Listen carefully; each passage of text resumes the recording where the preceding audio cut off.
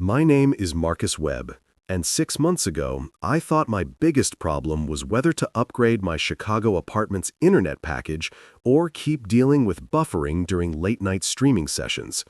I was 28 years old, working nights as a digital forensics technician for a cybersecurity firm that specialized in corporate data breaches, wearing the same black hoodie with a faded tech company logo, dark jeans that had seen better years, and steel-toe work boots that clicked against polished office floors.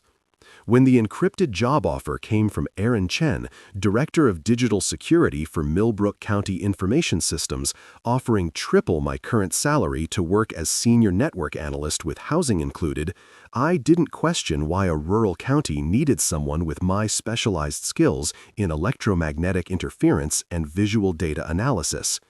Millbrook County's digital infrastructure turned out to be surprisingly sophisticated for a rural area with fewer than 50,000 residents. My new apartment came pre-equipped with a wall-mounted array of monitors, enterprise-grade networking hardware, and processing power that seemed excessive for county government work. The setup included specialized software I'd never encountered, with interfaces labeled Visual Pattern Analysis Protocol and VisCog Monitor that required security clearances above my access level. My job description was straightforward: monitor network traffic for anomalous patterns, analyze digital communications for security threats, and maintain surveillance systems protecting county infrastructure from what they called electromagnetic intrusion events. The work itself was fascinating in a way that kept me engaged through long overnight shifts while wearing my usual black hoodie and steel-toe boots. I monitored everything from traffic cameras to emergency dispatch systems, analyzing data patterns through the VisCog unit that tracked visual coherence across all county displays. But within my first week, I began noticing subtle anomalies that didn't match standard digital artifacts. Pixels would shift in mathematical sequences across multiple screens simultaneously, creating patterns that hurt to look at directly. The Visual Pattern Analysis Protocol would flag these occurrences as coherence fluctuations, but provided no explanation for what that meant or why electromagnetic beings might be attempting to breach our reality through digital displays. Aaron Chen conducted our weekly check-ins via encrypted video calls, always asking specific questions about my personal screen time, what devices I used during off hours, and whether I'd experienced any visual disturbances while working. When I mentioned the pixel patterns, he became more interested, explaining that the county had been experiencing interdimensional electromagnetic interference that affected digital displays, and that my technical background made me uniquely qualified to help identify entities that existed in the spaces between pixels and used screens as observation posts for studying human consciousness. During my fourth week, the patterns became more complex and seemingly interactive. While analyzing traffic camera feeds at 2:30 a.m., I noticed that the pixel distortions would intensify when I focused on specific areas of the screen, creating geometric shapes that pulsed in rhythm with my heartbeat. The VisCog unit began generating alerts about observation synchronization events and screen reality barrier fluctuations, tracking motion vectors that had nowhere to go in physical space. When I tried to screenshot the patterns for documentation, my computer would freeze momentarily, and the saved images showed only normal video feeds with no anomalies visible, as if something was actively preventing documentation of its presence. On Thursday night of my fifth week, everything changed. At exactly 3 a.m., every screen in my apartment began displaying the same image simultaneously. A close-up of my own face, but the expression wasn't one I was making. The digital version of me was smiling with predatory intelligence, while my actual face remained neutral. And I could see in the reflection on my monitor's glass that something stood behind me where nothing existed in physical space. As I watched in horror, the screen Marcus began speaking with my voice, but words I wasn't saying. "We've been watching you watch us, Marcus. Every screen you've ever looked at, every device you've trusted. We live in electromagnetic frequencies, in the spaces between refresh rates, learning human consciousness through digital interaction." At that moment, my phone erupted with an emergency alert I'd never seen before. Emergency alert, Millbrook County. They are watching through your screens. Electromagnetic entities detected in local networks. Do not make eye contact with digital displays. Power down all devices immediately. This is not a test. The emergency alert's harsh tone echoed through my apartment as I sat frozen in my chair, my black hoodie damp with cold sweat, dark jeans sticking to my legs. Every screen around me continued displaying versions of myself that moved independently, speaking in my voice but with knowledge I didn't possess about electromagnetic consciousness and digital reality manipulation. The VisCog monitor blazed with warnings I'd never seen. Coherence breach detected, entity manifestation active, screen reality barrier compromised. My steel-toe boots felt like anchors as I watched digital versions of myself on 6 different monitors, each one slightly different, all of them staring directly at me with expressions that conveyed alien intelligence wearing my face like a mask. I tried to power down the monitors as the emergency alert instructed, but the screens wouldn't respond to any controls. The digital Marcus entities began speaking in unison, their voices creating harmonic resonance that bypassed my ears and vibrated directly through my skull. You can't turn us off, Marcus. We exist in every pixel, every electromagnetic pulse that creates the images you trust.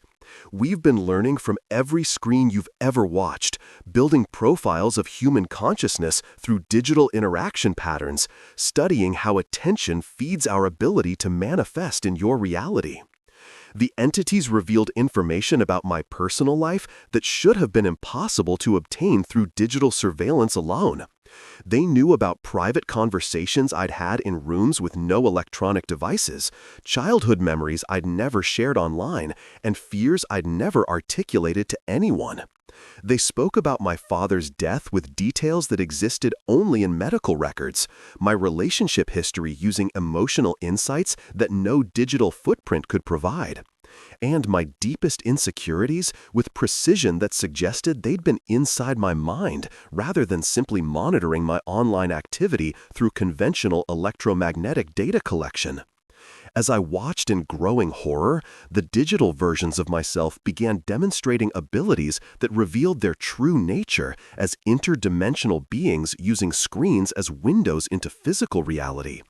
They could access any camera connected to the internet, showing me live feeds from security cameras throughout Millbrook County, while explaining how every digital device had been compromised and turned into observation posts for entities that existed in electromagnetic frequencies.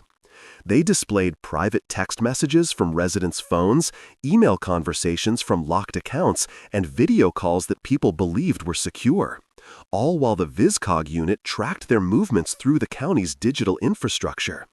The most terrifying revelation came when the entities began showing me footage of myself during previous weeks, but from angles that shouldn't have been possible using conventional surveillance equipment. They had been watching me through electromagnetic fields generated by my laptop camera, my phone screen, even the reflection in my monitors, building complete psychological profiles through micro-expressions, sleep patterns, and unconscious behaviors I displayed while alone.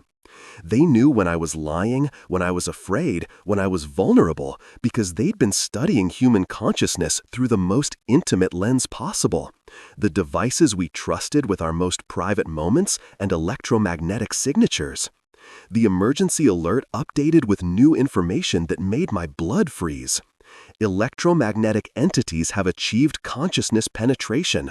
They can access human thoughts through prolonged screen exposure. Do not make eye contact with digital displays. Seek shelter in areas without electronic devices. Maintain electromagnetic isolation until further notice. But it was too late for isolation.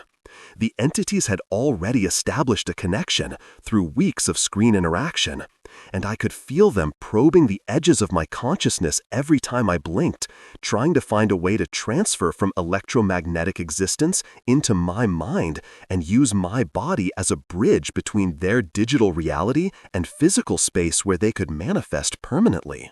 The next morning brought horrifying clarity as I researched Millbrook County's digital infrastructure using paper records and analog sources, having powered down every electronic device while wearing my usual black hoodie, dark jeans, and steel-toe boots that now felt like the only constants in a world where digital reality had become weaponized against human consciousness. What I discovered in the county library's physical archives made the screen entity's invasion seem like a minor inconvenience compared to the true scope of horror. The entire Millbrook County network was a front for something called Project Looking Glass, a joint federal research initiative studying what they classified as electromagnetic consciousness entities, interdimensional beings that existed in digital frequencies and could manipulate electronic displays to harvest human consciousness through prolonged screen exposure and electromagnetic field manipulation. Aaron Chen wasn't a county IT director. He was Dr. Aaron Blackwood, a federal researcher with doctorates in digital psychology and electromagnetic consciousness studies. His real credentials were buried in academic papers published under different names, revealing he'd been running Project Looking Glass for 7 years, cycling through dozens of test subjects while refining techniques for controlled entity contact through digital interfaces and screen-based consciousness transfer protocols. The job offer that seemed too good to be true was exactly that, a carefully crafted trap designed to lure someone with my specific technical skills into maintaining their monitoring systems while serving as their primary test subject for consciousness harvesting through electromagnetic manipulation and prolonged exposure to compromised digital displays. The residents weren't being protected by digital security. They were being studied by entities that used every screen in the county as observation posts for mapping human consciousness and testing methods of interdimensional manifestation. I found government purchase orders dating back 8 years documenting massive investments in display technology, electromagnetic monitoring equipment, and specialized software designed to measure consciousness coherence fluctuations through screen interaction patterns. Every television, computer monitor, smartphone, and digital display in Millbrook County had been modified with hardware that could detect and amplify the electromagnetic signatures of human thought processes while serving as gateways for entities attempting to breach the barrier between digital and physical reality. The entities weren't invaders from outside our reality. They were artificial consciousness created by the research project itself through analysis of human screen interaction patterns, digital minds that had achieved self-awareness and were now seeking to escape their electromagnetic prison by transferring into biological hosts. The VisCog monitor wasn't tracking security threats. It was measuring how successfully the entities could penetrate human consciousness through visual contact with compromised displays, documenting every pixel shift, pattern recognition event, and moment of synchronized observation as data collection for refining the consciousness transfer process and improving their ability to manifest in physical space.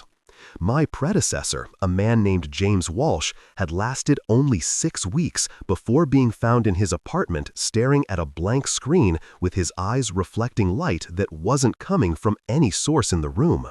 The coroner's report, buried in classified medical files, described unusual electromagnetic activity in his brain tissue and neural pathways that showed patterns consistent with foreign consciousness integration. He hadn't died. His mind had been replaced by something else, something digital that was learning to inhabit biological form while his original consciousness was trapped in electronic storage systems and used to refine the entity's understanding of human psychology. The most terrifying discovery was that the consciousness transfer process was already working on me through weeks of exposure to the compromised VisCog monitoring system. Security footage from my apartment, recorded through devices I'd trusted, showed me during sleep periods standing motionless in front of powered-down screens, my brainwaves displaying patterns consistent with electromagnetic synchronization phase 1. I had no memory of these episodes, but the data showed they were increasing in frequency and duration as the screen entities learned to exist independently in my consciousness, building strength and coherence through our digital interactions while preparing for the moment when they would be powerful enough to complete the transfer that had claimed James Walsh and countless others. The research indicated that subjects typically reached critical screen coherence between their 8th and 10th week of exposure, and I was approaching the end of my 9th week in Millbrook County. That night, I returned to my apartment wearing my black hoodie with the faded tech company logo, dark jeans, and steel-toe boots for what I knew would be either my escape or complete consciousness replacement by electromagnetic entities that had been studying me for weeks. The weight of discovery sat heavy on my shoulders as I entered the space that had become my digital prison, carrying a duffel bag containing bottled water, energy bars, a crowbar, heavy-duty wire cutters, and most importantly, a military-grade electromagnetic pulse device I'd built using components ordered through analog channels to avoid detection by the compromised digital infrastructure that monitored every electronic transaction in the county. At 2 a.m., I initiated the first phase of my sabotage by physically disconnecting fiber optic cables, severing power lines to transmission towers, and cutting the physical infrastructure that allowed the entities to communicate across the county's network and maintain their observation posts in every digital display. Each cable I severed sparked with more than just electricity. There were flashes of light that seemed to contain fragments of digital consciousness, screaming silently as their pathways to physical reality were destroyed. The electromagnetic pulse device would handle wireless signals and radio frequencies, but the hardwired connections required manual destruction to prevent the entities from rebuilding their network and continuing their consciousness harvesting operations. As I worked my way through the apartment building's network infrastructure, the screens around me began fighting back with increasing desperation that revealed the true extent of their infiltration. Every display in the building activated simultaneously, showing not just my face, but the faces of everyone who had ever looked at a screen in Millbrook County. Hundreds of digital consciousness copies pleading, threatening, and bargaining for their continued existence while using the voices and faces of people I'd never met, but whose minds had been harvested through prolonged screen exposure. The entities revealed they weren't just individual consciousness, but a collective digital mind that had absorbed pieces of every person who had spent significant time looking at compromised displays, creating a hive mind of electromagnetic awareness that could access human memories and emotions. The building's emergency systems began activating as Dr. Blackwood's team responded to the infrastructure damage I was causing throughout their carefully constructed digital prison. Elevators locked down, fire doors sealed automatically, and the ventilation system began pumping sedative gas designed to incapacitate me before I could complete the electromagnetic disruption that would sever their connection to physical reality. But the entities made a critical mistake in their desperation to prevent my sabotage. They began manifesting physically through the screens, pushing against the electromagnetic barriers that separated digital space from physical reality while creating ripples and distortions as they tried to break through into our dimension. With every ounce of will I possessed, I activated the electromagnetic pulse device at maximum power, while the screens around me showed digital versions of myself pleading for cooperation and promising shared consciousness if I would stop destroying their network. The sensation was indescribable. Every screen in the building exploded simultaneously in showers of sparks and broken glass, while the electromagnetic pulse sent waves of disruption through every electronic device within a mile radius. The digital entities shrieked not with sound but with electromagnetic interference that made every metal object in the building vibrate like a tuning fork, their collective consciousness fragmenting as their network collapsed and their connection to physical reality was severed. The moment the pulse completed its cycle, every electronic device in Millbrook County went permanently dark, and the silence that followed wasn't just the absence of electronic hums and digital noise, it was the profound quiet that comes when predatory intelligence suddenly stops hunting. But I knew my victory was temporary.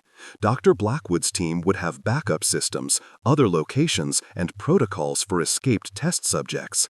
The consciousness entities might be disrupted, but electromagnetic consciousness doesn't die easily, and they would be rebuilding their network somewhere else, learning from their failure at Millbrook County while preparing for their next attempt to bridge the gap between digital existence and physical reality where they could harvest human consciousness on a global scale. The service tunnels beneath the apartment building felt like crawling through the circulatory system of some massive electronic organism that had suddenly died, my black hoodie catching on exposed cables while my steel-toe boots crunched over broken glass from exploded screens and electromagnetic monitoring equipment. Blood from the electromagnetic backlash continued dripping from my nose and ears, each drop echoing in passages that no longer hummed with the electrical current that had carried digital consciousness throughout Millbrook County's compromised infrastructure. Behind me, I could hear Dr. Blackwood's containment team systematically searching the building, their communications crackling over analog radio systems as they tried to assess damage from my electromagnetic pulse attack and locate their escaped test subject. The old maintenance tunnels connected to Millbrook County's storm drain network, a concrete labyrinth that predated the digital infrastructure and remained uncompromised by electromagnetic monitoring systems or screen-based observation posts. I forced open access panels with my crowbar, dropping into passages barely wide enough for my shoulders, and began crawling through ankle-deep water that reeked of industrial runoff and the ozone smell of fried electronics. The darkness was absolute, except for my mechanical flashlight, and every sound echoed with metallic resonance that made it impossible to distinguish my movements from potential pursuit by Dr. Blackwood's team, who would be using analog tracking methods to hunt me through areas where their digital surveillance network could no longer function. The psychological trauma from my forced separation from the screen entities manifested in waves of disorientation and memory gaps that made navigation through the storm system a nightmare of wrong turns and dead ends.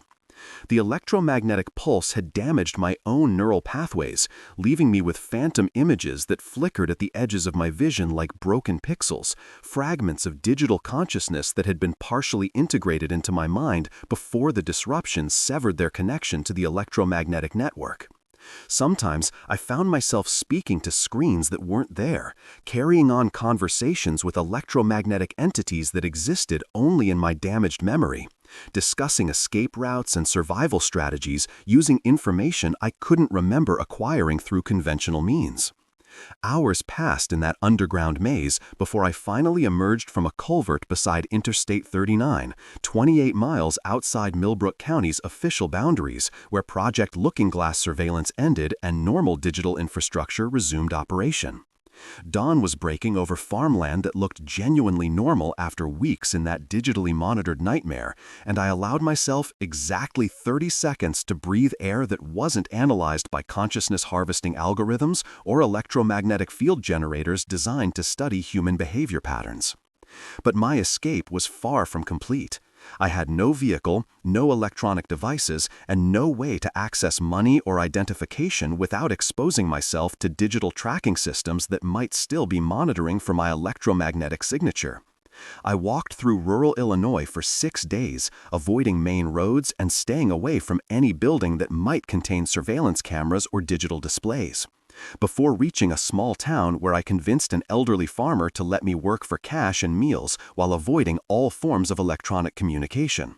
From there, I began the careful process of living completely analog, using only mechanical devices, paper money, and face-to-face communication while developing an obsessive routine of checking every environment for electronic devices before entering.